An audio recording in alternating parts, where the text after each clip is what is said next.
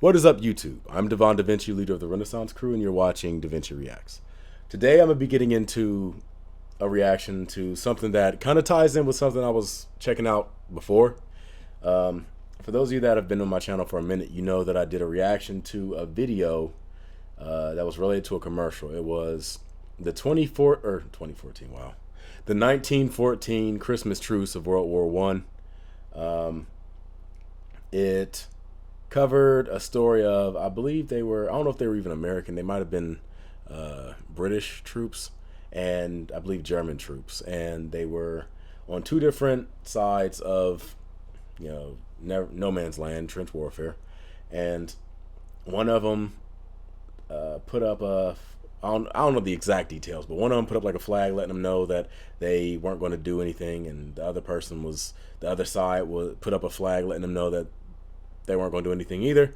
So they all went out in the middle of no man's land and just started talking to each other, like got into conversations, got to know them. They were playing like football games and things like that.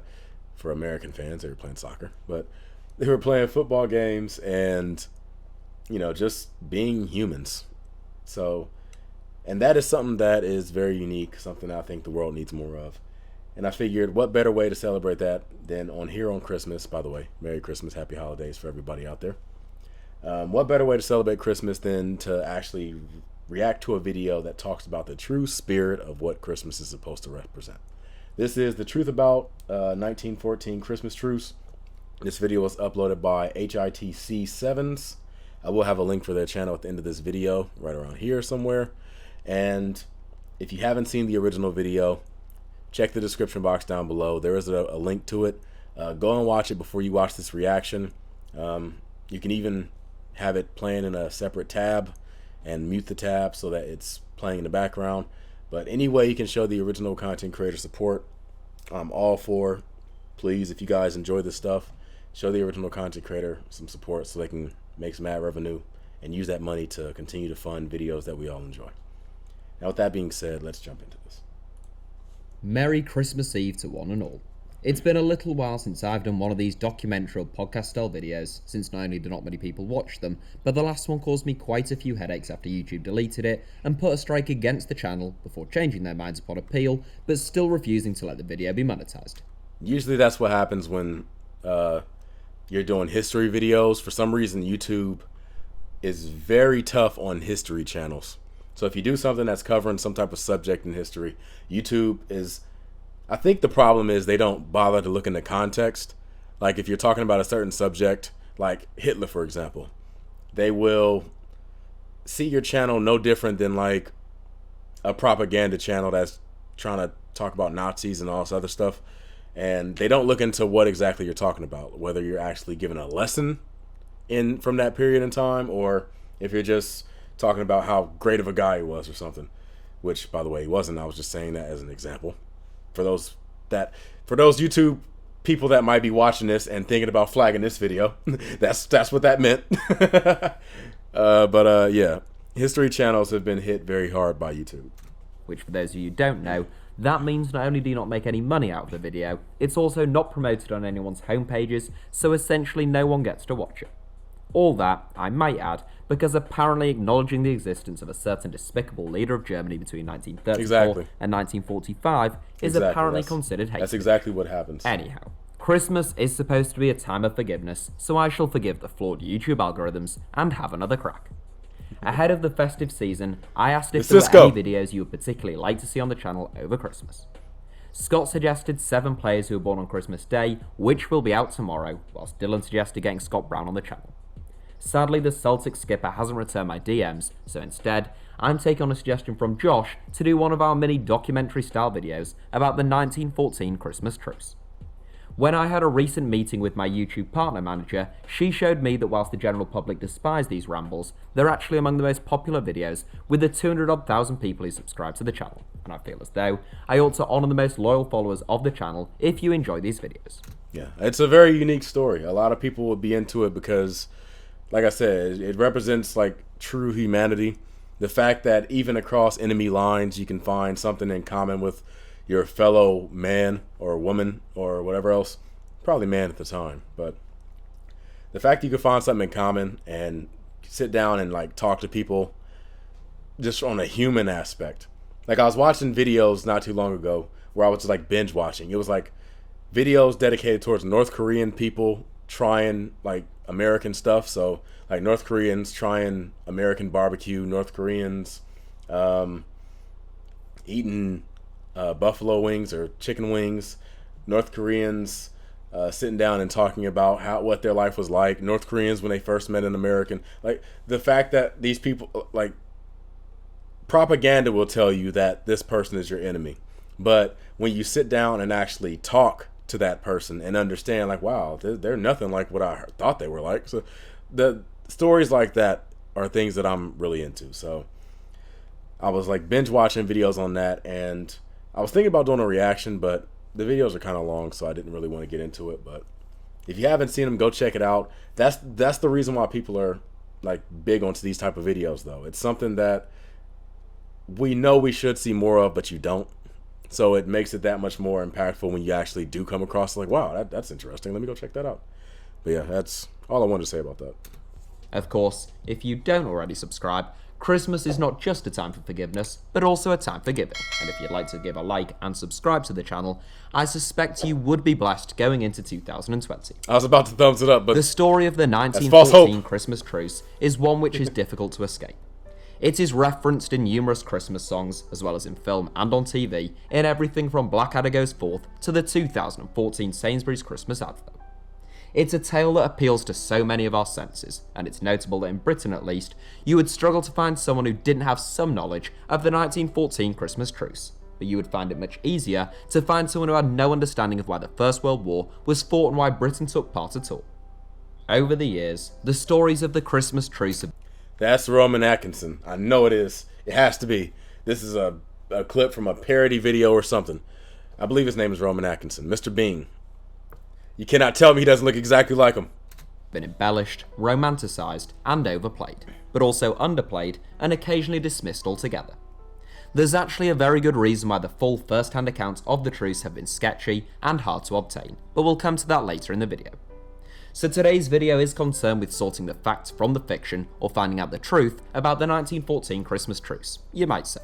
And for those of you who are thinking what on earth does this have to do with football, almost all popular references to the truce in film and on TV pay particular interest in the suggestion football was played between German and British troops. In the final episode of Blackadder Goes Forth, Captain Blackadder says, "Remember it? How could I forget it? I was never offside. I could not believe that decision," when Baldric asks him if he can remember the truce football match. So we'll take a look back at the truce's football links with particular attention.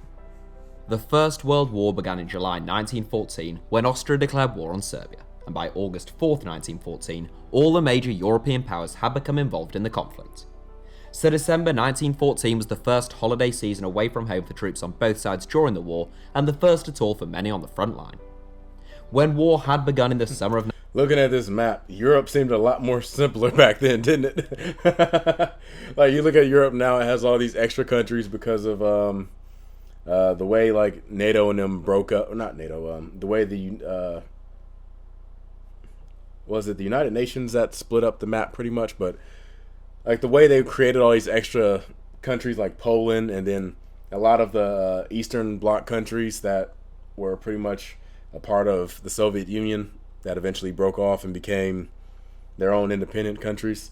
Like, you look at this, you can count how many countries are, like, highlighted on two hands. Now Europe is just, like, speckled with just a ton of borders.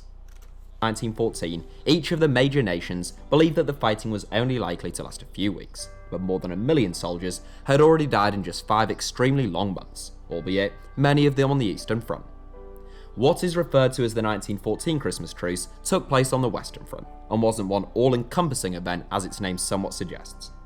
The Western Front was pretty long, and the truce was essentially a series of interrupted and unofficial ceasefires which took place at various stages along the trenches. For some, the truce would be a momentous moment which altered their view both of the enemy and of the conflict in general. For others, the fighting was never even interrupted, and conflict continued throughout Christmas Day. The first recorded ceasefire had actually taken place a couple of weeks earlier, on December 11th. In this instance, there had been a truce between the 2nd Essex Regiment and the 19th Saxon Corps, who met halfway between the trenches in no man's land, retrieving dead bodies and telling each other how fed up they were. This was an isolated incident, bullshit, but the idea man. of a truce wasn't alien to troops on either side. In fact, it had even been suggested by the recently elected head of the Catholic Church, Pope Benedict XV, but was quickly quashed by generals and more senior ranking officials who firmly opposed the idea. Back when the Pope had actual December 1914 had been a very wet month, making trench warfare a living hell. The unrelenting downpours made everyday living a misery, in addition to the obvious horrors of war that already existed. The trenches had been flooded for 3 weeks in the build-up to Christmas, but the rain stopped on Christmas Eve. It was replaced by freezing cold temperatures, which you may think would be dreaded for the troops, but it was actually welcomed.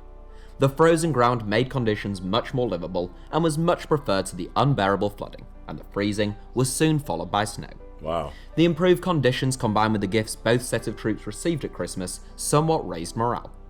The German troops each received a Christmas gift of cigars or pipes from the Kaiser depending on their rank, whilst the British forces were sent a brass gift box from Princess Mary which contained a packet of tobacco, a packet of cigarettes, Christmas cards, and a portrait of Princess Mary herself.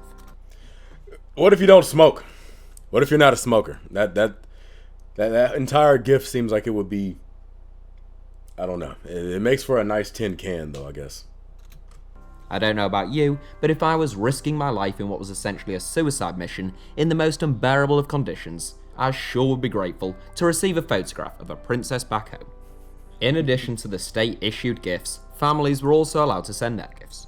From loved ones, British troops received things like sweets, plum puddings, and yet more cigarettes, whilst the German and Austrian soldiers received plenty of cognac, salami, and chocolate. This was a war that was supposed to have been over before Christmas. A swift and glorious victory had been promised to the men on both sides, with many talking of their urgency in wanting to get out there before the enemy's inevitable impending surrender. Those actually on the front lines knew any end was a long way from sight, and 1 million men had already lost their lives just 5 months into the conflict. On the Western Front, the British had sustained the heaviest losses, with the tactics of climbing out of the trenches and slowly walking towards machine gun fire proving to be as effective as you would imagine. The change in the weather and the gifts from back home did provide a rare tonic for troops on both sides, and whispers of a ceasefire returned. Senior British officer Sir John Back when your military status was determined on how magnificent your mustache was. That's what this picture is telling me. sides, and whispers of a ceasefire returned. Senior British officer Sir John French caught wind of these suggestions and quickly issued an order that no unofficial armistice would be tolerated, sentiments which were echoed by the top brass on both sides of the trenches. On Christmas Eve, across much of the Western Front, Austrian and German troops could be heard singing the Austrian Christmas carol Stille Nacht, Heilige Nacht, better known as Silent Night to You and Me. Initially, this prompted the British troops to break into their own chorus of Silent Night in a form of competitive caroling, before the two sides began to merge and sing in harmony. I was about to make a comment about how I thought if they're singing like their country's version of it, the British start singing theirs, will it turn into like a competitive thing? It makes sense to me. I would take it as a personal insult if you're going to sing my Christmas carols in a way that I'm not used to. God damn it. We sing our carols a certain way. You sing it that way too. Then again, I'm pretty sure it all falls under the same like rhythm, melody. So in a way you can still sing along, I guess. This spontaneous caroling was the first step towards a Christmas truce across much of the Western Front, and it was followed by soldiers shouting Christmas wishes across the trenches. German troops began displaying lit Christmas trees above their trenches, and they were reportedly the first to shout, "British, tomorrow, if you no shoot, we no shoot." Still on Christmas Eve, some particularly brave soldiers even wandered into no man's land waving newspapers as a gesture of their commitment to the truce.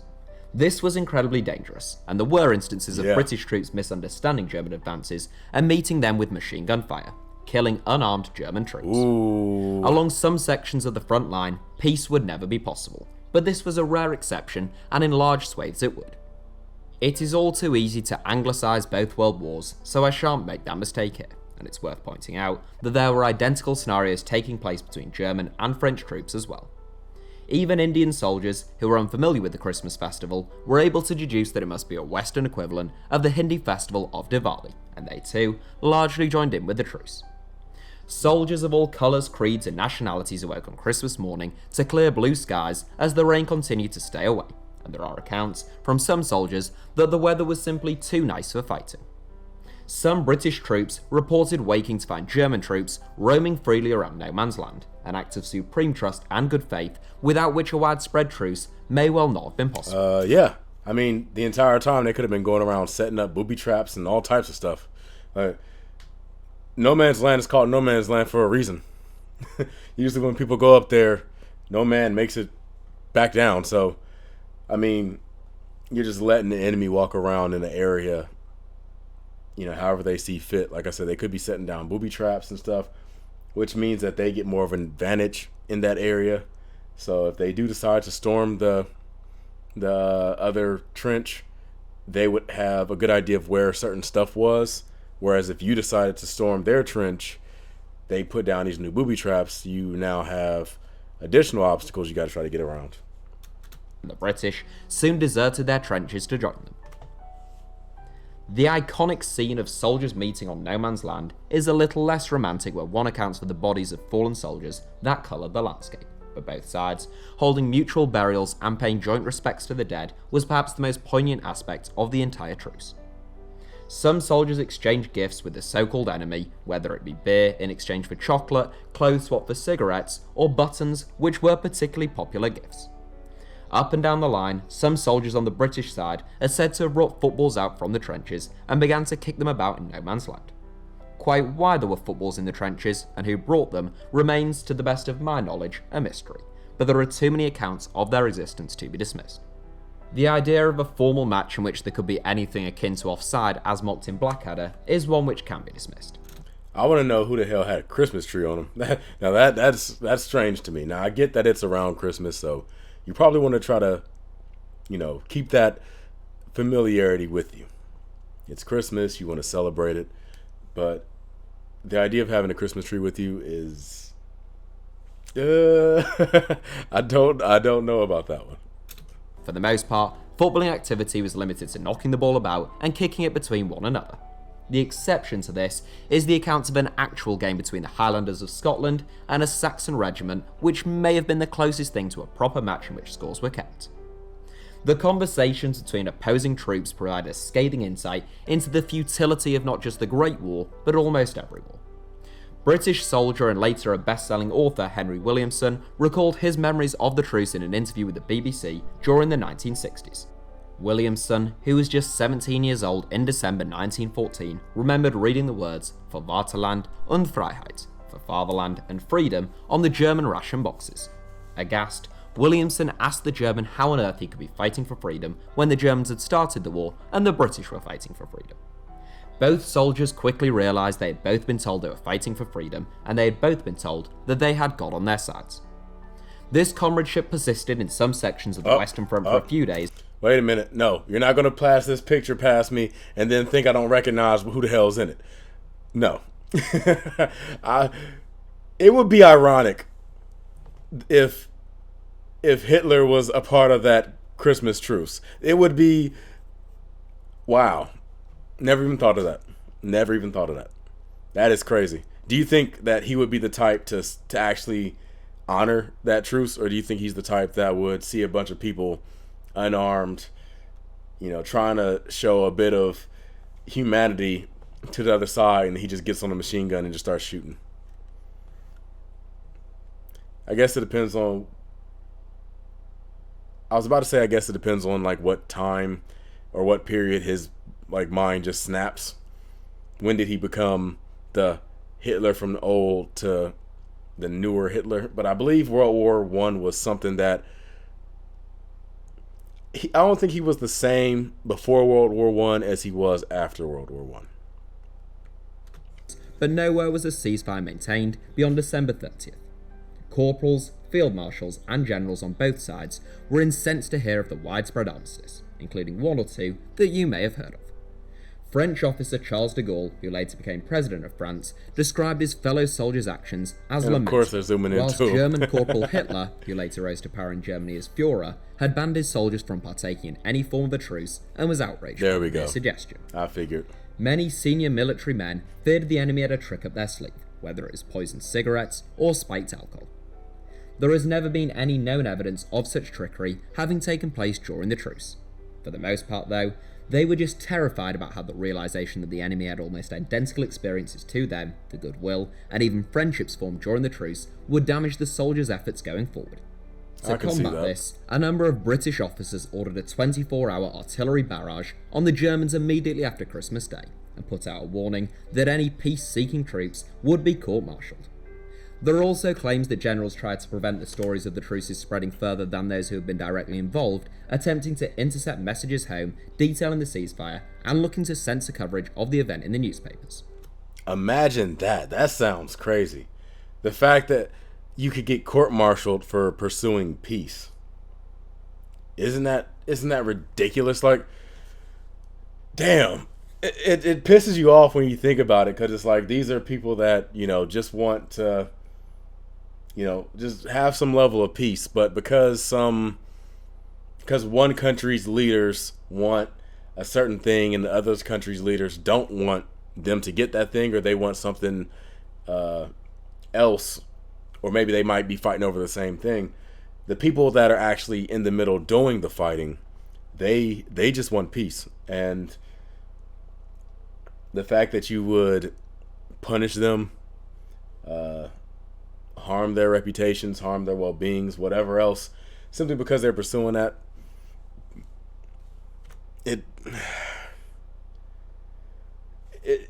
I can't even put into words. It just makes you feel down. That's the best I can describe it as. It makes you feel down. Some have suggested this may be why the truce didn't gain popular prominence up until the 1960s, but if true, censoring reports of the truce proved pretty futile, since plenty still exist. Goodwill to all men didn't last long after Christmas. By the following December, an already bloody and devastating war had turned even uglier, as sickening chemical gases, civilian casualties, and far less camaraderie between troops set in. The sad reality is that by December 1915, there were few troops still alive from the famous truce of 1914. Some accounts suggest that those who were involved in the truce were put in particular danger due to the threat senior ranks felt they presented to morale. Wow. They were already on the front line of a conflict orchestrated with a suicidal zeal. The war was supposed to have been over by Christmas 1914, but in truth, it had only just begun. The truce came just 5 months into a war that would last 51 months in total, and although 1 million lives had already been lost by the time of the armistice, an estimated 40 million soldiers and civilians had been murdered when the conflict finally came to an end in 1918. The communication between British and German troops was largely facilitated by German troops who had previously lived in Britain and consequently understood both the language and the culture, and some British soldiers recall German troops asking for updates on the Football League's results and standings. The causes, the reasons for fighting, and the justification behind each nation's participation in World War I is a matter that still divides historians and experts on the topic to this day, but as with almost all wars, the architects of it were not the ones on the front line. The differences between the men following orders to slaughter one another were slim, and the 1914 Christmas Truce proved that. That's it for today's video. I thank you all for watching. I know these videos aren't for everyone, but similarly, I know there is a small group of people who really enjoy them, and hopefully, I can grow that contingent. There will be a slightly cheerier video uploaded on the channel tomorrow for Christmas Day, but if you don't manage to tune in for that, I shall wish you all a very Merry Christmas now. Thank you all for watching. Please go ahead and like the video if you did find it interesting and enjoyable, and there's no time like Christmas to give the gift of subscribing to HITC 7s. So, that's a little bit of if you heard that, it's a little bit of a sneak peek for the next video I'm going to be reacting to. But, stop playing. See, this is the issue with my computer. It's very, very, very slow. If electronics could get onto a short bus, my computer would be right up there in the front. But, yeah, if you want to check out more of this, be sure to check out HITC 7's channel. It seems like their channel is dedicated more towards football than it is stories like this, but it might have some things related to history in it as well. I mean, if YouTube's coming after them, then chances are that's the truth. But yeah, the reason why I watch stuff like this is because it really gives you like, it gives you a bit of understanding with other cultures and things like that. The thing that made this story so surprising is that you have Germans, you have British people, and both of them have the exact same, they both have the exact same life experiences. They both have the exact same, well, not the exact same, but they have a lot of customs that they share. And that just comes from humans in general. We all have the same emotions. We all have usually the same gestures and things like that. You don't have to know a certain language to know what a smile is. You don't have to know a certain language to know when someone's sad. You don't have to know, there isn't a language barrier in between what makes someone angry, what makes someone happy, what makes someone, like anything like that. And one of the things that I love about this YouTube channel is that I get to experience talking to people from other countries that I would have never had an opportunity to meet had I not had this channel. All the people from the UK, from Ireland, from Germany, France, just all those European countries that are big fans of some of the videos that I do with like Carl Pilkington and Frankie Boyle, and just a ton of the videos that I do. The fact that I'm able to have conversations with you and we can exchange like things that I'm used to and things that you're used to, and it's like, wow, I never really thought anybody would do something like that. Or like the other day I learned that in the UK they don't really have a lot of toilet plungers around. Like, that was shocking to me. Like, I never experienced a toilet that didn't have a toilet plunger nearby, ever. Toilet brushes too usually, but mostly toilet plungers. Like, those are almost everywhere. I've even seen toilet plungers in public places. So it's shocking to me when I hear people talk about stuff like that. And I would like to get more into other cultures as well, like Asian cultures, African cultures, South American cultures, Central American cultures.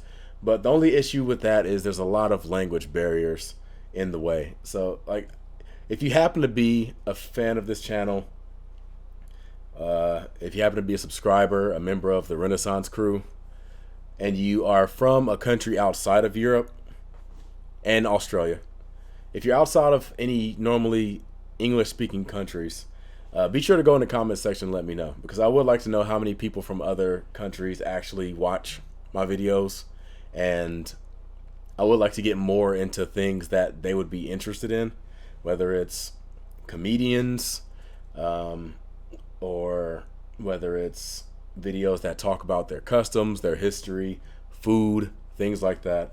I would love to get more into those types of videos, and just let me know how many of you are out there so I can get a roll call and, you know, just figure out what the next content I should check out is, because like I said, I would like to get more people in here, and just the ability to just like talk to people.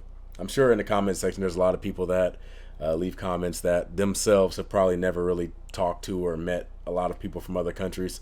So the fact that you can have like a full-on conversation with someone and get to know them, get to know what they're used to, the things that they do, their everyday life, I think that it will be something that could help us get one step closer to like knocking down things that normally would separate us and being able to come together as humans and, you know, just enjoying life. But anyway, with that being said, I hope you guys enjoyed this video. I certainly did. If you did, make sure you hit that like button, subscribe, and share. Like I said, I will have a link for the Original Content Creators channel, HITC 7s. The last 30 seconds of the video, it'll pop up right around here somewhere. Click on it, go to their channel, enjoy their content. Hopefully at this point you've also seen the original video. If you haven't, I would encourage you to open it up in a new tab, have it playing in the background or something, you know, just so you can give the original content creator a view, and they can use it to make more content. But I'm gonna go ahead and sign out. I'm DaVinci. Hopefully you've just been a little more enlightened. I'm gonna give you the deuces, and I'll see you in the next video. Deuces.